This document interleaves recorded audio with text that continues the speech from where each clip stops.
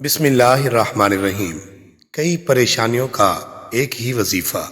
حضرت سیدنا حسن بصری رحمۃ اللہ علیہ کے پاس ایک شخص آیا اور اس نے خشک سالی کی شکایت کی۔ آپ رحمۃ اللہ علیہ نے اسے استغفار کرنے کا حکم دیا۔ دوسرا شخص آیا، اس نے تنگ دستی کی شکایت کی تو اسے بھی آپ نے یہی حکم ارشاد فرمایا کہ استغفار کرو۔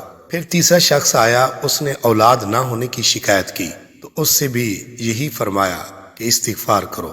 پھر چوتھا شخص آیا، اس نے اپنی زمین کی پیداوار کم ہونے کی شکایت کی تو اس سے بھی یہی ارشاد فرمایا کہ استغفار کرو۔ حضرت ربیع بن صبی رحمۃ اللہ علیہ وہاں حاضر تھے۔ انہوں نے عرض کی کہ آپ کے پاس چند لوگ آئے اور انہوں نے مختلف حاجتیں پیش کی۔ آپ نے سب کو ایک ہی جواب دیا کہ استغفار کرو۔ تو آپ رحمۃ اللہ علیہ نے ان کے سامنے یہ آیات پڑھی جن میں استغفار کو بارش، مال، اولاد اور باغات کے عطا ہونے کا سبب فرمایا گیا ہے۔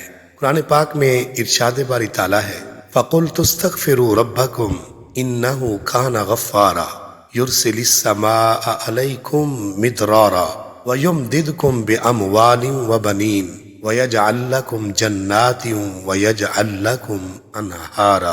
اس کا ترجمہ ہے، تو میں نے کہا اپنے رب سے معافی مانگو، بے شک وہ بڑا معاف فرمانے والا ہے، تم پر موسلا دھار بارش بھیجے گا اور مال اور بیٹوں سے تمہاری مدد کرے گا اور تمہارے لیے باغ بنا دے گا اور تمہارے لیے نہریں بنائے گا۔